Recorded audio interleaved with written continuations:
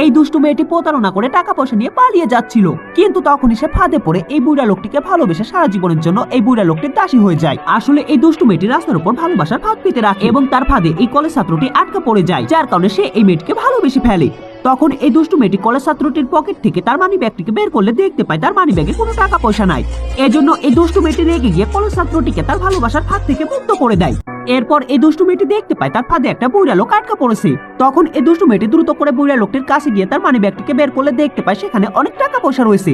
এজন্য এই দুষ্টু মেয়েটি বুড়া লোকটির সঙ্গে তার বাড়িতে চলে যায় এবং সে দেখতে পায় এই বুড়া লোকটি অনেক বড় লোক। এজন্য সে এই বুড়া লোকটির ঘরে ঢুকে তার ঘরে থাকা সব দামি জিনিসপত্র ও টাকা পয়সা চুরি করতে থাকে। তবে বুড়া লোকটি লুকিয়ে লুকিয়ে সবকিছু দেখে ফেলে, কারণ তার একটি পা ছিল না, নকল পা লাগানো ছিল, যার কারণে তার ফাঁদ এই বুড়া লোকটিকে বশ করতে পারেনি।